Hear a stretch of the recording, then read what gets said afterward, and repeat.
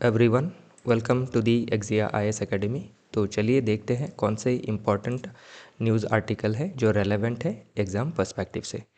Exam में आपके specially pre mains और इंटरव्यू के पर्सपेक्टिव से। तो जो भी प्रिपरेशन है हमारा, मैं आपको ये गुजारिश करूँगा कि आप इसको हॉलिस्टिकली प्रिपेयर करें, एक इंटीग्रेटेड मैनर में एग्ज़ाम को देखें। ऐसे ना देखें कि पहले प्रीलिम्स होगा, फिर तो प्रीलिम्स के लिए प्रिपेयर करना है, फिर मेंस के लिए, फिर इंटरव्यू के लिए। वैसे नहीं है, आपको क्या है, एक इंटीग्रेटेड अप्रोच रखना है। ऐसे पढ़ना है कि आपका प्री मेंस इंटरव्यू तीनों के लिए आप पैरेलली प्रिपेयर हो जाए। तो उसके लिए हमें अलग स्ट्रैटेजी नहीं लेनी है। बस आपको क्या करना है, मेंस के पर्सपेक्टिव से सभी जो फाउंडेशनल लर्निंग है उसको पहले आपको लेना है, और उसके बाद उसी के पैरेलली जो भी आपका डेली न्यूज़पेपर में जो भी आर्टिकल आते हैं उससे आपको क्या करना है, डिफरेंट अप्रोच लेना है।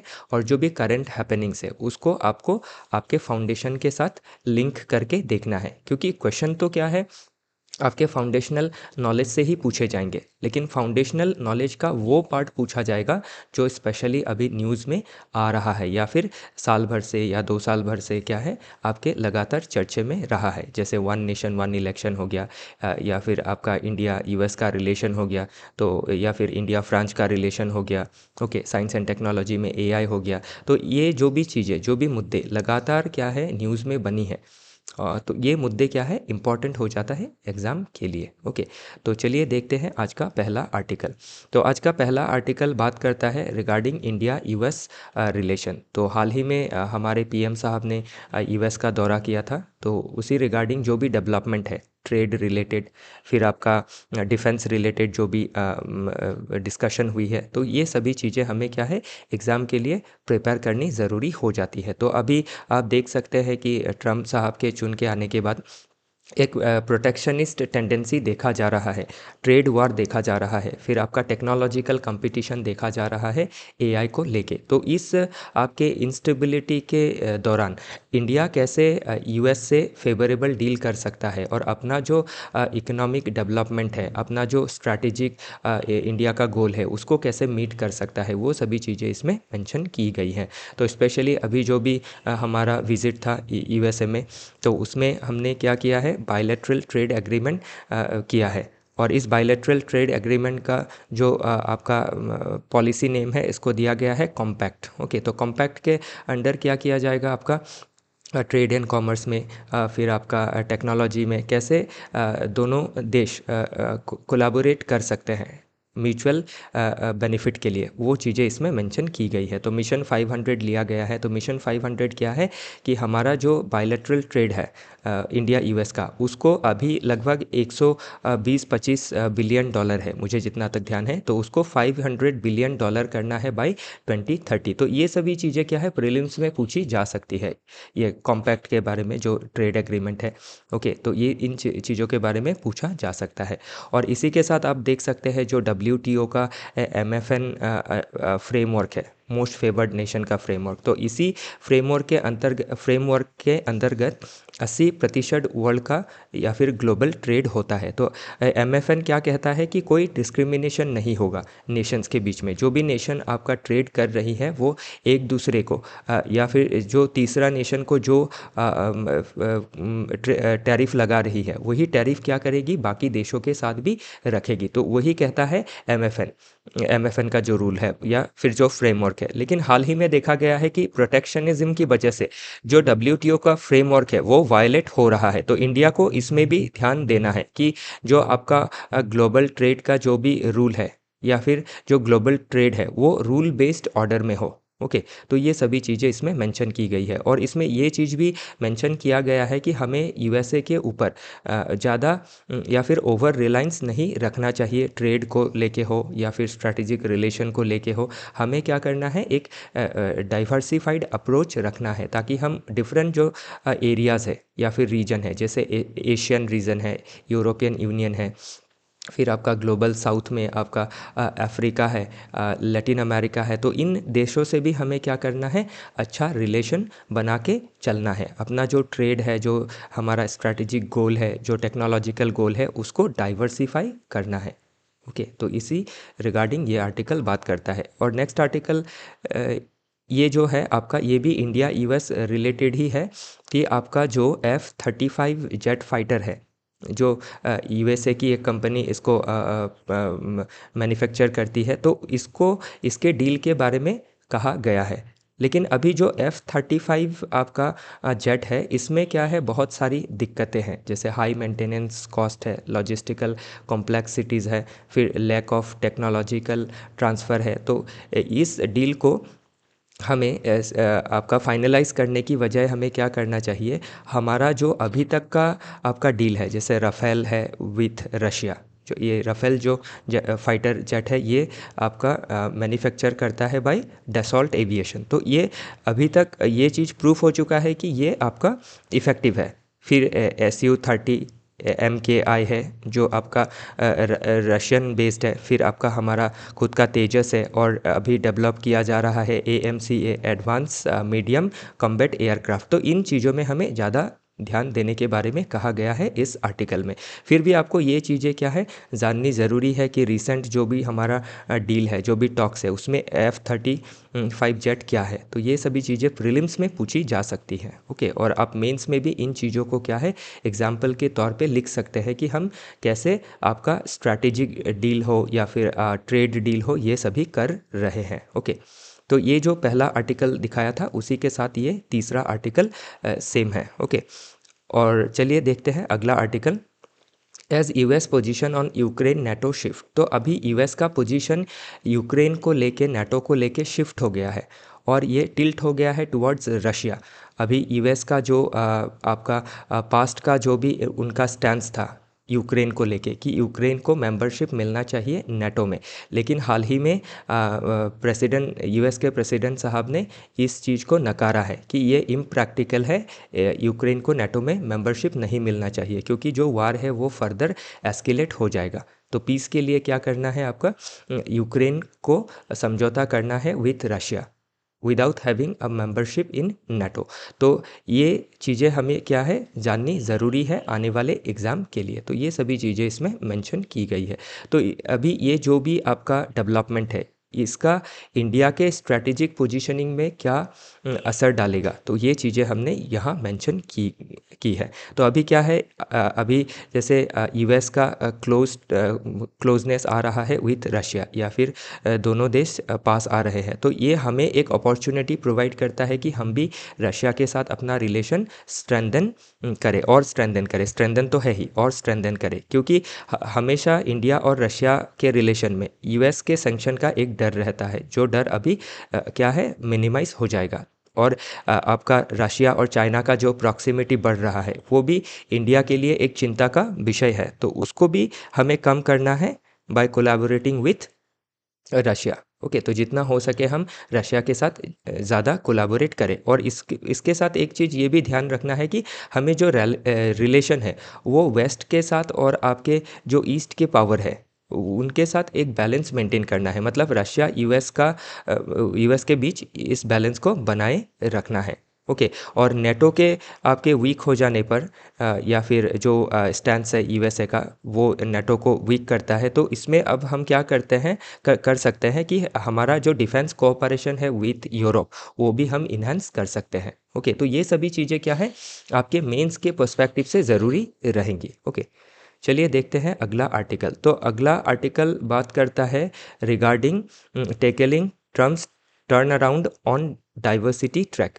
तो अभी रिसेंटली क्या किया गया है, आपके DEI कंट्रोवर्सी हुआ है। तो DEI क्या है, एक पॉलिसी है यूएसए का, जो क्या करती है एफर्मेटिव एक्शन के बारे में कहती है। जैसे इंडिया में रिजर्वेशन पॉलिसी के बारे में कहा जाता है, ताकि जो हमारा आपका प्राइवेट सेक्टर है, पब्लिक सेक्टर है, उसमें डाइवर्सिटी, इक्विटी एंड इंक्लूजन लाया जा सके।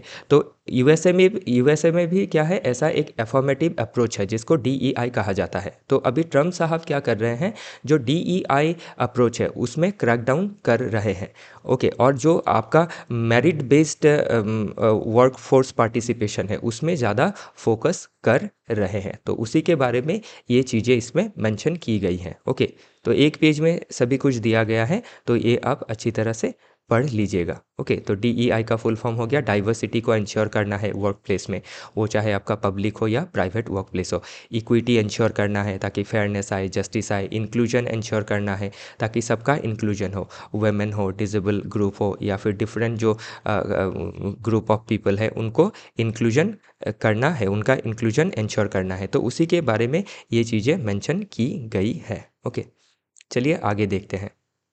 तो अभी जो नेक्स्ट आर्टिकल है ये भी आपके इंडिया का जो यूएस विज़िट था उसी के रिगार्डिंग है कि आपका जो इंडिया यूएस का विज़िट था उसमें आपका क्या हुआ। साउथ के तमिलनाडु बेस्ड एक आपका मैगज़ीन है आनंद बिकतन। तो ये आनंद बिकतन ने क्या किया, एक कार्टून पब्लिश किया जिसमें हमारे पीएम साहब को चेन में जकड़े हुए दिखाया गया है नेक्स्ट टू डोनाल्ड ट्रम्प। तो ये चीज़ें अभी क्या है, इसके वजह से ये जो आनंद बिकातन जो मैगज़ीन है इसका जो डिजिटल वर्जन है या फिर इसका जो वेबसाइट है उसको ब्लॉक कर दिया गया है या फिर रेस्ट्रिक्ट कर दिया गया है। तो अभी इसी के रिगार्डिंग क्या है, इन फ्यूचर आपका मेंस में क्वेश्चन पूछा जा सकता है रिगार्डिंग फ्रीडम ऑफ एक्सप्रेशन को लेके कि हमारे देश में क्या है, आपके ऐसे जो भी सटायर निकाले जाते हैं, ओके, या फिर जो भी पॉलिटिकल सटायर या फिर पॉलिटिकल जो भी व्यंग्यात्मक जो भी आपके चित्र होते हैं उनको लेके हमारे देश में क्या है, एक स्केप्टिसिज्म देखा जाता है। ओके, एक सेंसरशिप देखा जाता है बाय पॉलिटिकल लीडर्स। तो इन चीज़ों को क्या करना है, हमें कम करना है और फ्रीडम ऑफ एक्सप्रेशन को अलाउ करना है, क्योंकि यूएसए में देखा गया है कि इन चीज़ों में ज़्यादा ध्यान नहीं दिया जाता है और जो आर्टिस्ट है उनके राइट टू एक्सप्रेशन को प्रोटेक्ट किया जाता है। तो हमें क्या है, यूएस से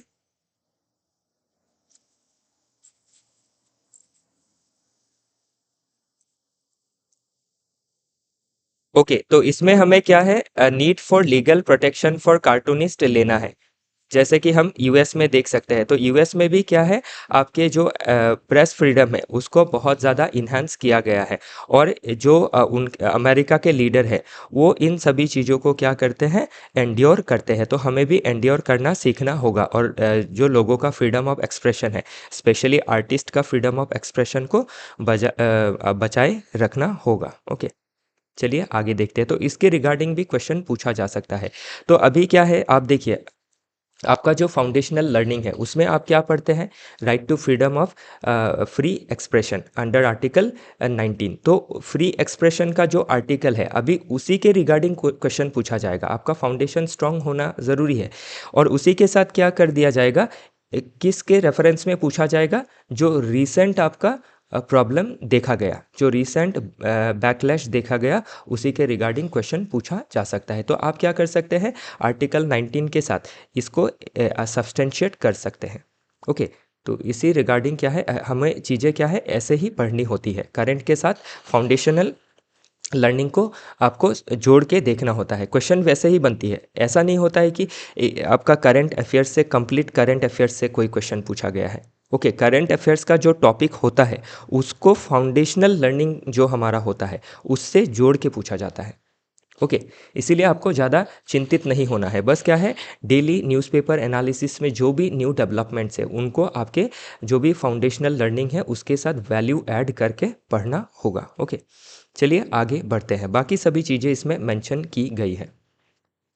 अगला जो आर्टिकल है वो बात करता है अबाउट आपके कि कैसे डेमोक्रेसी में आपके ओलिगार्की कैसे रोल प्ले करते हैं। तो ओलिगार्की क्या होता है, a group of powerful people और इलीट पीपल, या फिर आप ये भी कह सकते हैं कि कैपिटलिस्ट क्या करती है, कैसे एक डेमोक्रेटिक सेटअप में जो पार्टी आपके इलेक्शन फाइट कर रही है और रूल करने जा रही है उनको कैसे आपके कैपिटलिस्ट क्या करते हैं, हेल्प करते हैं और फाइनली कैसे जो गवर्नमेंट फॉर्म होता है वो कैसे कैपिटलिस्ट को मदद करती है उनके डेवलपमेंट में। ओके, तो इसमें क्या होता है, आपका जो डेमोक्रेसी का क्रेडेंशियल होता है वो डाइल्यूट हो जाता है। डेमोक्रेटिक जो वैल्यू होता है इक्वालिटी का, रूल ऑफ लॉ का, वो डाइल्यूट होता है और क्या बढ़ता है, फेवरेटिज्म बढ़ जाता है, नेपोटिज्म बढ़ जाता है। उसी रिगार्डिंग ये आर्टिकल बात करता है और ये आर्टिकल स्पेशली किसके रेफरेंस में बात करता है, यूएस के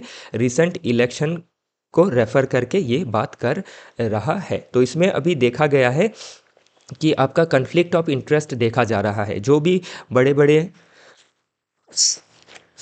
जो भी बड़े बड़े यूएसए के आपके एमएनसीज हैं, उनके जो भी सीईओ है, उनको क्या किया जा रहा है, सेक्रेटरी का पोजीशन दिया जा रहा है अंडर डोनाल्ड ट्रम्प रजीम। तो इसमें कॉमर्स सेक्रेटरी क्या है, सीईओ है of a financial service firm. फिर ट्रेजरी सेक्रेटरी जो है वो इन्वेस्टमेंट फंड ओनर है। ओके, फिर जो नासा के एडमिनिस्ट्रेटर है वो प्राइवेट स्पेस एक्सप्लोरेशन पायोनियर है। तो ये जो भी आप व्यक्ति देख रहे हैं कि एडमिनिस्ट्रेशन के साथ जुड़ रहे हैं और जो खुद क्या है, आपके कैपिटलिस्ट है। तो ये जो भी कैपिटलिस्ट है या फिर ये जो भी ओलिगार्क है, ये क्या करेंगे, आपके गवर्नमेंट का जो पॉलिसी होगा वो हमेशा इनके फेवर में करवा लेंगे और इनसे क्या होगा, चंद लोगों का ही बेनिफिट होगा इन अ डेमोक्रेसी। जबकि एक गवर्नमेंट क्या है, आपके सभी देश के सभी नागरिकों द्वारा चुनी जाती है। तो ये अभी क्या है, एक कंसर्न है। तो आपको इन फ्यूचर एग्ज़ाम में क्या है, आपको यूएसए के रिगार्डिंग क्वेश्चन नहीं पूछेगा, आपको एक जनरल क्वेश्चन बना के दे देगा कि डेमोक्रेसी को कैसे ओलिगार्की डाइल्यूट कर रही है। ओके, और कैसे जो भी आपके कैपिटलिस्ट है वो डेमोक्रेटिक प्रिंसिपल्स को कैसे हाईजैक कर सकती है। तो ये चीज़ें इसमें मेंशन की गई है। ओके, तो फिर आपका जो भी पॉलिटिकल फंडिंग होता है, तो 14 जो बिलियनियर है उन्होंने डोनेट किया है ट्रम्प साहब के कैंपेन में। फिर 21 बिलियनियर ने सपोर्ट किया है कमला हैरिस जी को। तो अभी इसमें क्या है, आप देख सकते हैं ये जो भी बिलियनियर ने सपोर्ट किया है, इन्होंने ऐसे तो सपोर्ट नहीं किया है, कुछ तो ट्रांजैक्शन रहेगा। बाद में जब पावर में आ जाएंगे तो ये क्या करेंगे, ऐसे फेवरेबल पॉलिसीज़ बनाएंगे जिससे क्या होगा, कैपिटलिस्ट को बेनिफिट मिलेगा। तो अभी इसमें देख सकते हैं कि Trump's tax cut in 2017 favoured the wealthy. Okay, तो जो भी वेल्दी थे उनको क्या किया था, बहुत ज़्यादा बेनिफिट किया था। स्पेशली किसको, जो हाई नेट वर्थ इंडिविजुअल है। तो अभी जो आप देख सकते हैं अमेरिका में जो भी एडमिनिस्ट्रेटिव रिफॉर्म आने वाले हैं, उसके जो भी डिपार्टमेंट का हेड है वो है इलोन मस्क साहब। तो ये अभी देख सकते हैं कि कैसे एक कन्फ्लिक्ट ऑफ इंटरेस्ट का माहौल रहेगा कि कैपिटलिस्ट खुद अगर गवर्नमेंट के साथ रहेंगे तो गवर्नमेंट को फोर्स करेंगे, ओके, या फिर कन्विंस करेंगे कि जो भी पॉलिसी है वो कैपिटलिस्ट के हित में लिया जाए। और उसमें क्या होगा, कैपिटलिस्ट कितने होंगे, कोई भी देश में आप देख सकते हैं टॉप 1 to 10% लोग क्या करेंगे, बेनिफिटेड होंगे। बाकी 80-90% का जो बेनिफिट है वो नहीं रहेगा, आपके एजुकेशन में हो, हेल्थ में हो या सोशल सिक्योरिटी में हो। ओके, तो ये चीज़ें हमें क्या करनी है, क्रिटिकली देखनी है, ताकि हम आपके इन फ्यूचर ऐसे में जो कोई टॉपिक अगर आता है तो उसमें आप क्या है, ये सभी चीज़ें सब्सटेंशिएट कर सकते हैं अगर इस रिलेटेड कोई ऐसे टॉपिक बनता है तो। ओके, तो बाकी देखिए सभी चीज़ें इसमें मेंशन की गई है और मैं सभी चीज़ों को यहाँ पे आपको खोल के नहीं समझा पाऊँगा, फिर भी कोशिश किया कि थोड़ा समझा दूँ आपको। ओके, क्योंकि बहुत सारे टॉपिक है और ये वीडियो बहुत लंबा खींचेगा नहीं तो। ओके, तो चलिए देखते हैं आगे।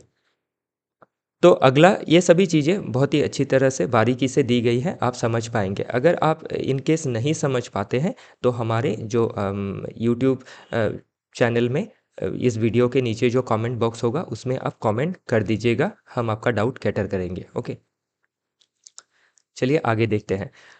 अगला जो आर्टिकल है वो बात करता है रिगार्डिंग कॉन्स्टिट्यूशनल मोरालिटी। तो अभी कॉन्स्टिट्यूशनल मोरालिटी है क्या, ओके, तो कॉन्स्टिट्यूशन में जो भी प्रिंसिपल, जो भी वैल्यू रखे गए हैं वही क्या करती है, कॉन्स्टिट्यूशनल मोरालिटी को दर्शाती है। हम जब भी कॉन्स्टिट्यूशन के प्रिंसिपल को उनके कॉन्स्टिट्यूशन के जो भी वैल्यू है उनको जब मान के चलेंगे तो ये कहा जाएगा कि हम कॉन्स्टिट्यूशनल मोरालिटी को मान के चल रहे हैं। जैसे इक्वालिटी है, फिर आपका डिग्निटी, लोगों का डिग्निटी प्रोटेक्ट करना है, फिर आपका right to free speech and expression है। तो ये सभी चीज़ें क्या दर्शाती है, फिर डेमोक्रेसी का वैल्यू है, सेकुलरिज्म का वैल्यू है, ओके, रिपब्लिक का वैल्यू है। तो ये सभी चीज़ें क्या करती है, कॉन्स्टिट्यूशनल मोरालिटी को दर्शाती है। तो ये क्या हो जाता है, आपके GS paper 2 as well as GS paper 4 ethics जो पार्ट है उसके लिए इम्पॉर्टेंट हो जाता है। जब भी मोरालिटी का सवाल आता है जीएस पेपर 4 देन जब भी कॉन्स्टिट्यूशनल मोरालिटी का सवाल आता है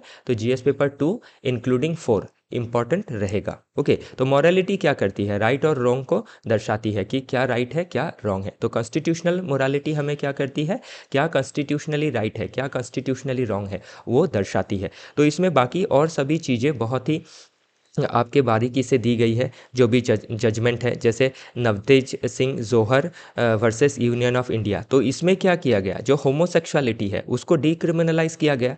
Joseph shine versus union of India जो केस जजमेंट था 2018 का, दोनों ही 18 के हैं। तो इसमें जोसेफ शाइन केस में क्या किया गया, आपका जो एडल्ट्री है उसको डीक्रिमिनलाइज किया गया। लेकिन अभी एडल्ट्री और होमोसेक्सुअलिटी क्या है, सोसाइटी के पर्सपेक्टिव से या फिर सोसाइटी के मोरालिटी को या फिर पब्लिक मोरालिटी को कन्फ्लिक्ट करता है। तो इन फ्यूचर क्वेश्चन बन सकता है कि कैसे पब्लिक मोरालिटी और कॉन्स्टिट्यूशनल मोरालिटी कन्फ्लिक्ट कर रही है। तब आपको पहले तो डेफिनेशन लिखना है कि constitutional morality and public morality होता क्या है, और कैसे जो भी रिसेंट डेवलपमेंट है, सुप्रीम कोर्ट के जजमेंट है, वो कैसे क्या कर रही है, पब्लिक मोरालिटी को वायलेट कर रही है। तो क्या पब्लिक मोरालिटी को वायलेट करना सही है, क्या ये डेमोक्रेसी के लिए ठीक है। तो ये सभी चीज़ें क्या है, क्वेश्चन के आकार में एग्जाम में पूछी जा सकती है। बड़ा ही इंटरेस्टिंग टॉपिक है। ओके, तो सभी चीज़ें इसमें मेंशन की गई है, आप देख लीजिएगा। ओके,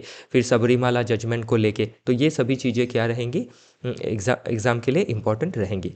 नेक्स्ट जो टॉपिक है ये बात करता है अबाउट साइबर सिक्योरिटी। ओके, तो आप देख सकते हैं कि 2014 के बाद जब डिजिटल इंडिया मिशन आया, तो आपके गवर्नेंस में हो या फिर प्राइवेट सेक्टर में हो, हर सेक्टर में क्या है, आपका डिजिटल टेक्नोलॉजी का बूस्ट देखा गया है, या फिर डिजिटल टेक्नोलॉजी को आपका इंटीग्रेट किया गया है विथ डिफरेंट इंस्टीट्यूशंस। तो अभी क्या है, जब डिजिटल टेक्नोलॉजी इंटीग्रेट हो रहा है या फिर आपके गुड गवर्नेंस के लिए, ई गवर्नेंस के लिए टेक्नोलॉजी को आपका इंटीग्रेट किया जा रहा है। तो अभी इसके साथ क्या है, डिजिटल इंडिया के साथ एक आपका प्रॉब्लम आ रहा है साइबर सिक्योरिटी थ्रेट का।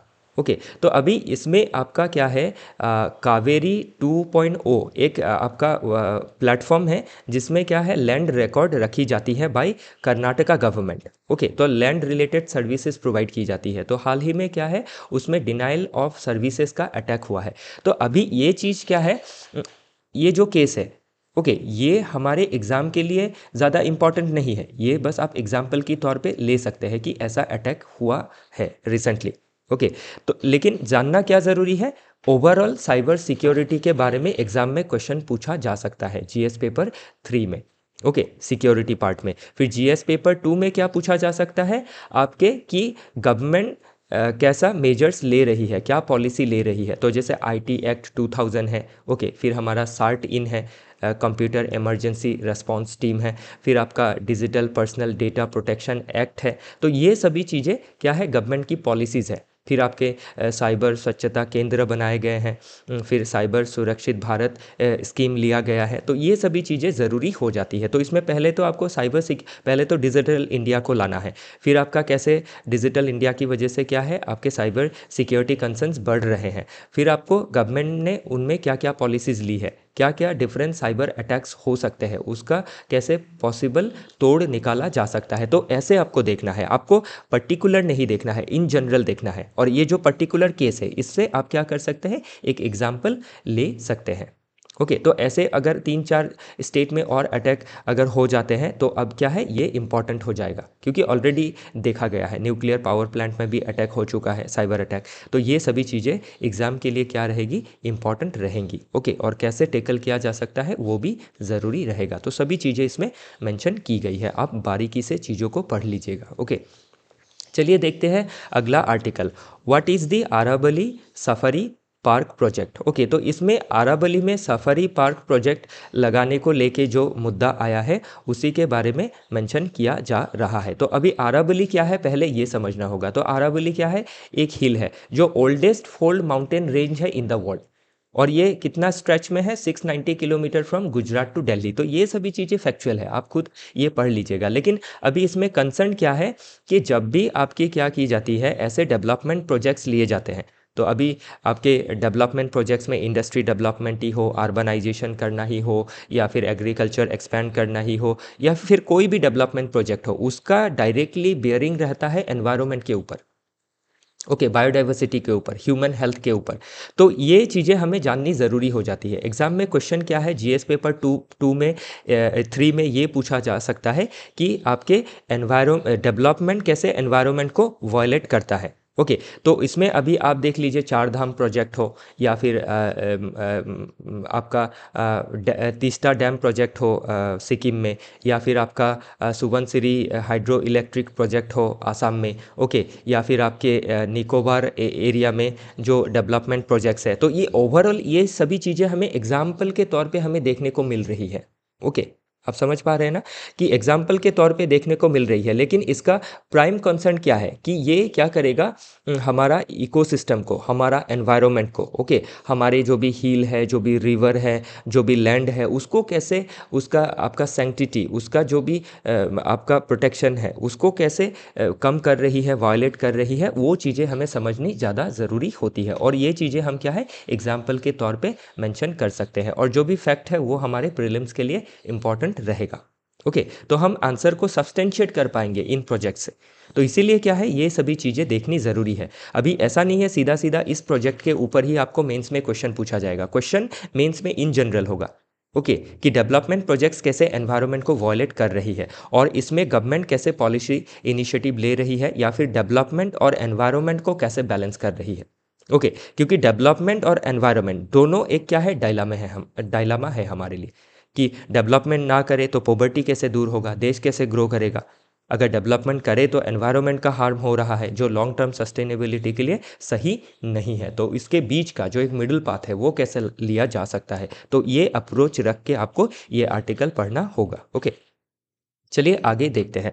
तो जो अगला आर्टिकल है वो बात करता है रिगार्डिंग आपके थर्मल पावर प्लांट से जो भी पॉल्यूशन हो रहे हैं उसके बारे में।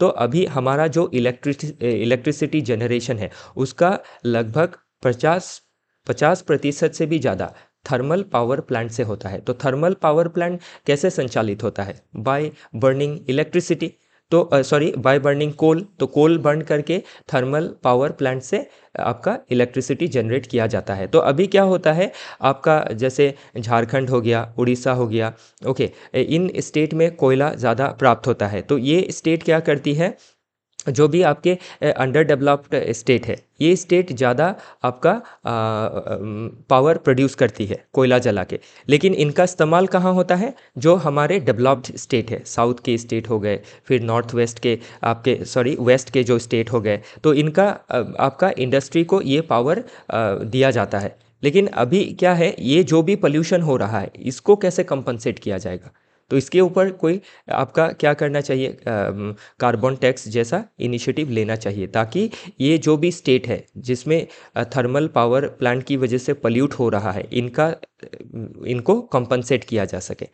ओके, कैसे कंपनसेट किया जा सके, ताकि जो भी पैसे आएंगे ओके कार्बन टैक्स से, उनसे क्या किया जाएगा, इनका जो फॉरेस्ट्री है वो बढ़ाया जाएगा, ह्यूमन हेल्थ को ठीक रखने के लिए हेल्थ केयर इंस्टीट्यूट बनाए जाएंगे। तो वो चीज़ें इसमें मेंशन की गई है। ओके, तो ये ओवरऑल क्या है, आपके थर्मल पावर प्लांट को लेके, पोल्यूशन को लेके ये आर्टिकल बात करता है। ओके, तो अगेन ये क्या है, एनवायरनमेंट के पर्सपेक्टिव से इम्पॉर्टेंट हो जाता है, फिर पॉलिसी मेकिंग पर्सपेक्टिव से भी ये इम्पॉर्टेंट होता है, फिर आपके रिन्यूएबल एनर्जी पर्सपेक्टिव ओके से भी ये इम्पॉर्टेंट रहेगा। बाकी सब जो भी डेटा है, सारी डेटा इसमें मेंशन की गई है। ओके, तो इसमें लास्ट में दिया गया है कि इशू क्या है, state that consumes the most electricity do not produce it. तो इसको प्रोड्यूस नहीं करता है जो स्टेट कंज्यूम करता है, और जो प्रोड्यूस करता है उसके पास क्या है, हायर बर्डन ऑफ पोल्यूशन है। तो इसको क्या करना है, बैलेंस करना है, मिनिमाइज करना है।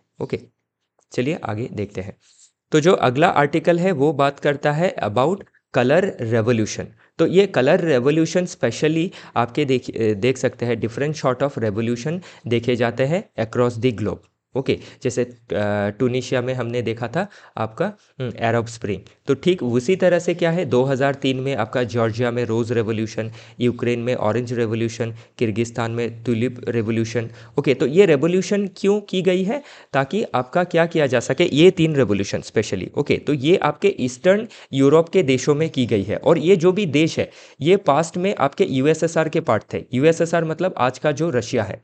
तो टोटल 15 रीजन को 15 स्टेट को लगा के यूएसएसआर बना था 1917 में, और 1991 में ये बिखर गया था और 15 नए स्टेट फॉर्म हुए थे। और इसमें सबसे बड़ा स्टेट ये कहे या फिर कंट्री कहे, जो सबसे बड़ा कंट्री था वो रशिया था। ओके, या फिर है। तो रशिया अभी क्या कर रहा है, ये जॉर्जिया, यूक्रेन, किर्गिस्तान, इनमें आपका जो मॉस्को का इन्फ्लुएंस है, मॉस्को मतलब रशिया का इन्फ्लुएंस है, उसको कम करने के लिए वहाँ पे आपके समय समय पे क्या है, इस तरह के आपके सॉफ्ट डेमोक्रेटिक जो आपके नॉन वायलेंट है, ओके, प्रो डेमोक्रेसी मूवमेंट देखी जा रही है।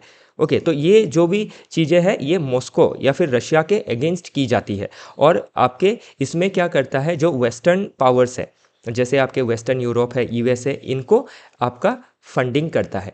तो इसी के रिगार्डिंग ये आर्टिकल बात करता है कि कैसे बायस्ड मूवमेंट देखे जाते हैं, ओके, डेमोक्रेसी के नाम पे। तो ये चीज़ें इसमें मेंशन की गई है। तो ये सभी चीज़ें भी इन फ्यूचर इम्पॉर्टेंट रहेंगी कि कैसे वेस्ट क्या करता है, डिफरेंट रीजन में अपना डोमिनेशन बनाए रखना चाहता है by using democratic idea. Okay, कि डेमोक्रेसी या डेमोक्रेटिक मूवमेंट के नाम पे कैसे वेस्ट अपना इन्फ्लुएंस बना के रखना चाहता है, कैसे वर्ल्ड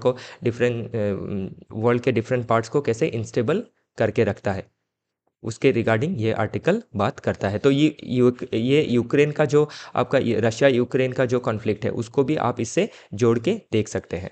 ओके, अगर आपके वेस्टर्न पावर्स और यूएसए नेटो का मेंबरशिप के लिए इंसिस्ट नहीं करता यूक्रेन को, तो ये जो भी झमेला है अभी वो नहीं देखा जाता, क्योंकि रशिया इन चीज़ों को टॉलरेट नहीं कर सकता है कि ईस्टर्न यूरोप में वेस्टर्न पावर अपना कब्जा जमाए और रशिया का सिक्योरिटी या फिर रशिया के बैकयार्ड में रशिया को ही थ्रेट करे। ओके, चलिए आगे देखते हैं। तो सभी चीज़ें इसमें मेंशन की गई है।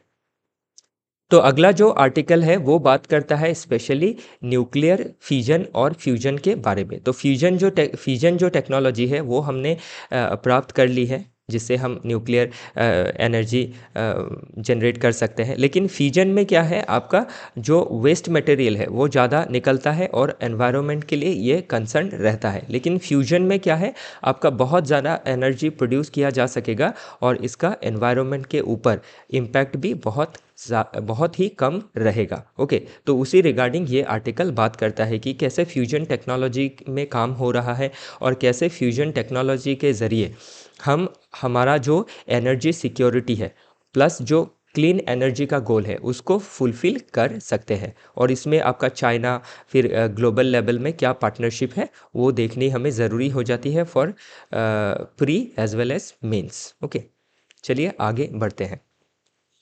तो जो अगला टॉपिक है वो बात करता है रिगार्डिंग आपके चीफ इलेक्शन कमिश्नर साहब के अपॉइंटमेंट को लेके। तो रिसेंटली ज्ञानेश कुमार जी का नाम फॉरवर्ड किया गया है as chief election commissioner. Okay, और इसी में क्या है, अभी ये डिबेट आपको देखने मिल ही रहा है कि 2023 था उसमें सुप्रीम कोर्ट ने जजमेंट दिया था कि जो सीईसी या फिर अदर ईसीस चुने जाएंगे उसमें क्या होगा, एक सिलेक्शन पैनल होगा और सिलेक्शन पैनल में आपके प्राइम मिनिस्टर साहब, फिर लीडर ऑफ अपोजिशन और सीजेआई रहेंगे।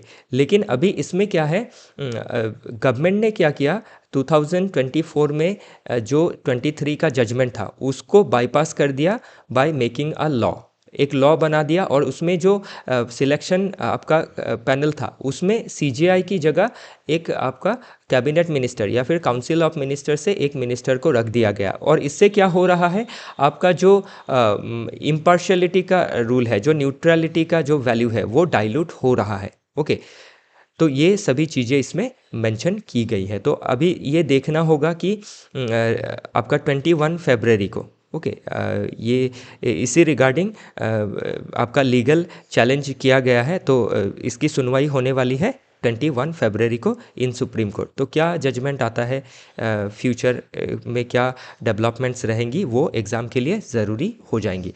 तो अभी आप क्या है, ये जो आर्टिकल है इससे कैसा क्वेश्चन पूछा जा सकता है जीएस पेपर 2 में स्पेशली। ओके, तो आपके इलेक्शन रिलेटेड जो भी रिफॉर्म्स है उसके रिगार्डिंग क्वेश्चन पूछे जा सकते हैं। फिर इलेक्टोरल बॉन्ड का जो इशू रहा है वो पूछा जा सकता है। फिर वन नेशन वन इलेक्शन का जो कंसेप्ट है वो भी पूछा जा सकता है। और इसी के साथ जो हमने और एक आर्टिकल देखा था, criminalisation of politics and section 8 and 9 of representation act of 1951, ये सभी चीज़ें इसमें पूछी जा सकती है, मतलब इस टॉपिक के रिगार्डिंग, इलेक्शन टॉपिक के रिगार्डिंग।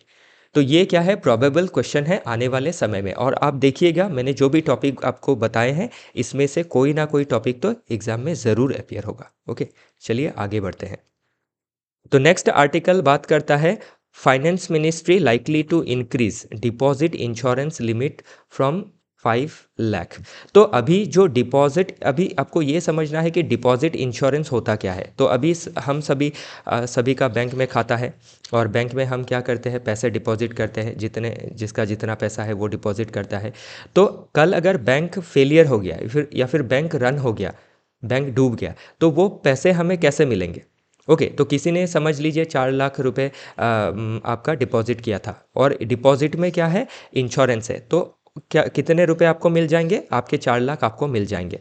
और किसी का 5 लाख है तो 5 लाख मिल जाएगा। लेकिन किसी का 5 लाख से ऊपर है तो 6 लाख है तो उसको 5 लाख ही मिलेगा, 1 लाख नहीं मिलेगा। तो ये भी एक कंसर्न है, क्योंकि जो लोग 5 लाख से ज़्यादा रखते हैं उनका पैसे का क्या होगा। तो इसीलिए क्या है, फाइनेंस मिनिस्ट्री ये लाइकली बताया जा रहा है कि हो सकता है कि इंक्रीज़ किया जा सकता है डिपॉजिट इंश्योरेंस का लिमिट को 5 लाख से बढ़ाया जा सकता है। तो रिसेंटली इसको बढ़ाया था, आपका 1 लाख था 1993 से 2020 तक, फिर 5 लाख कर दिया गया था 2020 में, और अभी 5 लाख से ज़्यादा बढ़ाने का बारे में विचार किया जा रहा है। तो ये क्यों किया जा रहा है, क्योंकि रिसेंटली हमने क्या किया था, आपका देखा था महाराष्ट्र में, okay, new India cooperative bank में जो आपका एम्बेजलमेंट हुआ था अबाउट 122 करोड़ का। तो उसी रिगार्डिंग क्या किया था, आरबीआई ने मोरेटोरियम लगा दिया था। तो अभी सभी डिपॉजिटर्स क्या है, वो फियर में आ गए कि हमारा पैसा क्या होगा अगर बैंक डूब गई तो 5 लाख तक का तो डिपॉजिट इंश्योरेंस है, उतना पैसा मिलेगा। लेकिन उससे ज़्यादा जिन्होंने डिपॉजिट किया है वो रिस्क में आ जाएंगे। तो उसी चीज़ को टैकल करने के लिए क्या है, फिर इसमें विचार किया जा रहा है कि इसको 1 लाख से 5 लाख किया गया और 5 लाख से इसको और बढ़ाया जाना चाहिए। तो 1 लाख से 5 लाख क्यों किया गया था, जब Punjab and Maharashtra cooperative bank में क्राइसिस देखा गया था। तो अभी ये एग्ज़ाम के लिए कैसा इंपॉर्टेंट है, एक तो आपका ये इंश्योरेंस जो डिपॉजिट इंश्योरेंस दिया जाता है ये कौन से एक्ट के अंडर दिया जाता है, DICGC एक्ट के अंडर, ये ज़रूरी हो जाता है जो 1961 का है। ओके, फिर आपके कोऑपरेटिव बैंक के जो फेलियर या फिर क्राइसिस देखे जाते हैं, ओके, इसके अंडरलाइन कॉजेज़ क्या क्या है और आरबीआई इसको कैसे टेकल करना चाह रही है या फिर कैसे टेकल कर रही है, इसमें गवर्नमेंट का क्या स्टांस है, ये सभी हमें देखना ज़रूरी हो जाएगा। ओके, आने वाले एग्ज़ाम के लिए। चलिए देखते हैं अगला टॉपिक। नेक्स्ट टॉपिक बात करता है UGC's flawed proposal for teachers hiring and promotion. तो टीचर के हायरिंग, प्रमोशन और उनके अपॉइंटमेंट को लेके अभी जो ड्राफ्ट रेगुलेशन आया है उसमें आपके डिफरेंट चेंजेस लाए गए हैं। जैसे जो एकेडमिक परफॉर्मेंस इंडिकेटर था, API जिसको शॉर्ट में कहा जाता है, उसको रिमूव कर दिया जाएगा। तो इसके अभी API क्या करता था, एक ऑब्जेक्टिव क्राइटेरिया देता था कि इन क्राइटेरिया में सिलेक्शन होना है, जिसका API ज़्यादा होगा उनका सिलेक्शन हो जाएगा। लेकिन जब API हटा दिया जाएगा तो इसमें क्या है, बहुत सारा सब्जेक्टिविज्म आ जाएगा और ट्रांसपेरेंसी घट जाएगा, अकाउंटेबिलिटी घट जाएगा। ओके, और जो जिसके मेरिट है वो पीछे रह जाएंगे। ओके, फेवरेटिज्म होगा, इसमें नेपोटिज्म होगा। तो इन चीज़ों के रिगार्डिंग ये आर्टिकल बात करता है। तो ये GS पेपर 2 आपके गवर्नेंस एजुकेशन पॉलिसी रिफॉर्म, फिर GS पेपर 4 में public administration, transparency and accountability को लेके भी क्वेश्चन पूछा जा सकता है। तो ये ज़रूरी रहेगा। ओके, चलिए आगे बढ़ते हैं। तो जो अगला टॉपिक है वो बात करता है रिवाइविंग मैन्युफैक्चरिंग ग्रोथ। तो मैन्युफैक्चरिंग का जो ग्रोथ है वो हमारे देश में जितना होना चाहिए, जितना डिज़ायर्ड है उतना नहीं है, तो उसको कैसे आपका इंक्रीज़ किया जा सकता है, उसी रिगार्डिंग ये आर्टिकल बात करता है। तो अभी ये ओवरऑल इकोनॉमिक ग्रोथ में हमारे जो 3 सेक्टर है, प्राइमरी सेक्टर हो गया आपका एग्रीकल्चर, फिर सेकेंडरी सेक्टर में आपका आ जाता है मैन्युफैक्चरिंग या फिर इंडस्ट्री, और दो टर्चरी सेक्टर है, थर्ड सेक्टर है वो हो गया सर्विसेज सेक्टर। तो सर्विसेज सेक्टर में तो हमें प्रॉब्लम नहीं है, सर्विसेज सेक्टर का आपके लगभग 50% जीडीपी में कंट्रीब्यूशन है, और इंडस्ट्री सेक्टर का आपका लगभग 25 से 30% कंट्रीब्यूशन है। ओके, और एग्रीकल्चर का आपका 15-20% कंट्रीब्यूशन है। तो अभी मुद्दे का बात क्या हो जाता है कि किस चीज़ को ठीक करना है इकोनॉमिक ग्रोथ के लिए। Number 1 primary sector. तो प्राइमरी सेक्टर के बारे में हम डिफरेंट आर्टिकल हमारे एनालिसिस में आपके साथ डिस्कस किया है। अभी दूसरा जो है इंडस्ट्रियल सेक्टर या फिर मैन्युफैक्चरिंग सेक्टर, उसका ग्रोथ कैसे रिवाइव किया जा सकता है, क्योंकि इंडस्ट्री क्या कर सकती है, आपका बहुत ज़्यादा स्केल में एम्प्लॉयमेंट प्रोवाइड कर सकती है, लेकिन इसको रिवाइव, इसका ग्रोथ रिवाइव करना बहुत ज़्यादा ज़रूरी है। और इसका ग्रोथ के लिए क्या है, आपको short term and long term दोनों ही मेजर्स लेने होंगे, क्योंकि सर्विसेज सेक्टर क्या है, उसके लिए ज़्यादा इंफ्रास्ट्रक्चर या फिर ज़्यादा एरिया स्पेस आपको नहीं चाहिए, लेकिन मैन्युफैक्चरिंग सेक्टर के लिए क्या है, एक पूरा बड़ा इकोसिस्टम का डेवलप होना बहुत ज़रूरी है। तो इसी रिगार्डिंग ये आर्टिकल बात करता है कि हमारे मैन्युफैक्चरिंग ग्रोथ में क्या क्या प्रॉब्लम है, इसको कैसे हम ठीक कर सकते हैं, इसके लिए हमें कौन सी स्टेप्स लेनी होंगी, गवर्नमेंट कैसे पॉलिसी मेजर्स ले रहा है। ओके, तो इसी रिगार्डिंग ये आर्टिकल बात करता है। तो देश को, हमारा देश को विकसित भारत अगर बनाना है सॉरी, तो हमें मैन्युफैक्चरिंग ग्रोथ को रिवाइव करना बहुत ज़रूरी है, इसका कोई अल्टरनेट नहीं है।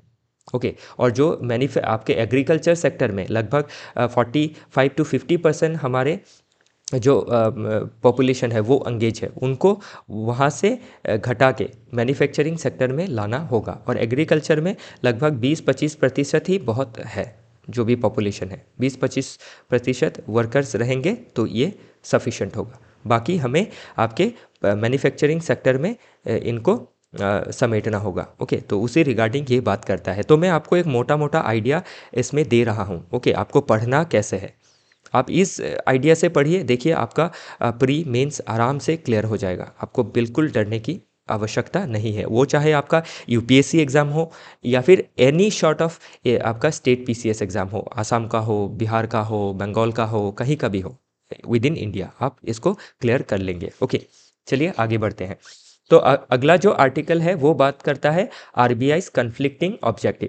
तो इसमें आरबीआई को अभी क्या करना है, आपका ग्रोथ भी इंश्योर करना है, इसी के साथ आपका एक्सपोर्ट बूस्ट भी करना है, इसी के साथ आपका इन्फ्लेशन भी कंट्रोल करना है, फिर मार्केट में आपका लिक्विडिटी को भी इंजेक्ट करना है, फिर हमारा जो करेंसी का रेट है उसको भी क्या करना है, स्टेबल रखना है। तो ये लेके अभी क्या है, आरबीआई कन्फ्लिक्ट में आ जाता है, क्योंकि एक करे तो दूसरा छूट जाता है, दूसरा करे तो तीसरा छूट जाता है, तो ये एक प्रॉब्लम है। तो इसी रिगार्डिंग इसमें ये चर्चा दी गई है। तो ये भी क्या है, इन फ्यूचर स्पेशली कौन सा चीज़ पूछा जाएगा इसमें, कि कैसे आरबीआई मॉनिटरी पॉलिसी के ज़रिए ओके देश का इन्फ्लेशन कंट्रोल प्लस ग्रोथ को बढ़ा सकती है। ओके, प्लस आरबीआई का क्या रोल रहता है एक्सपोर्ट को बढ़ाने में या फिर घटाने में। तो ये सभी चीज़ें आने वाले एग्ज़ाम के लिए इम्पॉर्टेंट रहेंगी। और फिर इसके साथ जो भी आपके फैक्चुअल चीज़ें हैं कि मॉनिटरी पॉलिसी कमेटी क्या है, उसमें कितने मेंबर है, रेपो रेट क्या है, ओके हाल ही में रेपो रेट में कौन से घटाव किए गए हैं, ओके तो ये सभी चीज़ें जाननी ज़रूरी हो जाती है। नेक्स्ट जो आर्टिकल है वो बात करता है अबाउट अर्थक्वेक रेजिलियंस के बारे में। तो कैसे अर्थक्वेक के अगेंस्ट हम रेजिलियंस पा सकते हैं और अर्थक्वेक से जो डैमेज होता है उसको कैसे कम कर सकते हैं। तो ये आपका क्या है, जीएस पेपर 1, 2, 3, 4 सभी के पर्सपेक्टिव से इंपॉर्टेंट है, क्योंकि अर्थक्वेक क्या करती है, सोसाइटी को इम्पैक्ट करती है। अर्थक्वेक को जानने के लिए क्या है, ज्योग्राफी पढ़ना पड़ता है। फिर अर्थक्वेक को मेंटेन करने मैनेज करने के लिए गवर्नमेंट कैसे पॉलिसी फ्रेम कर रही है, अगेन जीएस पेपर 2 के लिए इंपॉर्टेंट हो जाता है। फिर अर्थक्वेक का इकोनॉमी के ऊपर इम्पैक्ट क्या होता है, जीएस 3 के लिए इंपॉर्टेंट हो जाता है। अर्थक्वेक को कम करने के लिए, अर्थक्वेक के अगेंस्ट हमें कम करने के लिए नहीं, अर्थक्वेक के अगेंस्ट रेजिलियंस पाने के लिए साइंस एंड टेक का कैसे इस्तेमाल किया जा सकता है। फिर डिज़ास्टर को मैनेज, जो ये अर्थक्वेक है ये एक डिज़ास्टर है, तो अंडर डिज़ास्टर मैनेजमेंट हम इसको कैसे टेकल कर सकते हैं। ओके, तो कैसे इंश्योरेंस कवर लेना है ताकि डैमेजेस को आपका फिलअप किया जा सके। अर्बन प्लानिंग अच्छा होना ज़रूरी है क्योंकि डिज़ास्टर आपका अर्थक्वेक से अर्बन एरिया में ज़्यादा इम्पैक्ट पड़ता है। तो जैसे आप गुजरात का जो अर्थक्वेक था 2001, मुझे जितना तक याद है, हाँ 2001 में, फिर नेपाल अर्थक्वेक, टर्की का अर्थक्वेक, तो अर्बन सेंटर्स में क्या हुआ, ज़्यादा इम्पैक्ट किया क्योंकि पॉपुलेशन अर्बन एरिया में ज़्यादा होती है। ओके, और जो पॉपुलेशन का रहने का जो आपका डेंसिटी होता है वो भी आपका एक छोटे से एरिया में बहुत ज़्यादा पॉपुलेशन रहते हैं, तो इसीलिए क्या है, इसका इम्पैक्ट ज़्यादा होता है। तो इसको कैसे ठीक किया जा सकता है उसके रिगार्डिंग ये सभी सुझाव इसमें दिए गए हैं। बिल्डिंग कोड स्ट्रिक्ट करना है, ओके, फिर आपके अर्थक्वेक रेजिलियंट सर्टिफिकेशन का प्रावधान करना है, इंश्योरेंस कवर लाना है, आपका स्ट्रॉन्ग अर्बन प्लानिंग होना चाहिए। तो ये सभी चीज़ें हम क्या कर सकते हैं, सुझाव में लिख सकते हैं।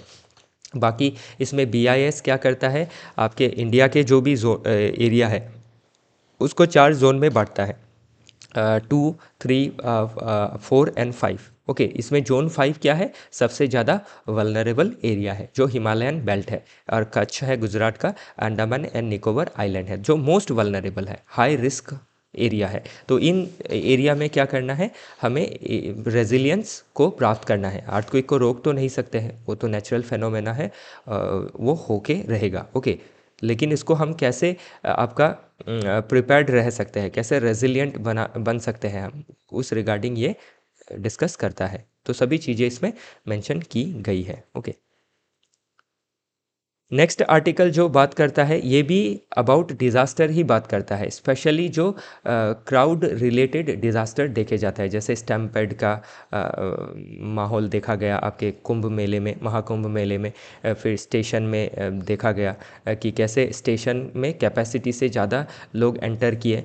ओके, ट्रेनों को भी तोड़ा फोड़ा। तो ये सभी चीज़ें कैसे मैनेज की जा सकती है। क्राउड मैनेजमेंट भी क्या होता है, पब्लिक सर्वेंट के लिए ज़रूरी हो जाता है। कल आप ऑफिसर बनेंगे तो आपको डिफरेंट एरियाज़ में क्राउड मैनेज के लिए ड्यूटी में लगाया जाएगा, तो उसमें कैसे हमें प्लान करना होगा, कैसे मैनेज करना होगा, कैसे सिक्योरिटी फिर लॉ एंड ऑर्डर को मेंटेन करना होगा, कैसी सभी सहूलियत को रखना होगा। तो ये सभी चीज़ें हमें जाननी ज़रूरी हो जाती है। तो इससे क्या है, आपको एक अच्छा इंसाइट मिल जाएगा रिगार्डिंग क्राउड मैनेजमेंट। बाकी जो भी इंसिडेंट है ये तो आपको पता ही है, सोशल मीडिया में, फेसबुक में, इंस्टाग्राम में सभी, और ये चीज़ें चल रही है। बाकी इसमें ये सभी चीज़ें मेंशन की गई है।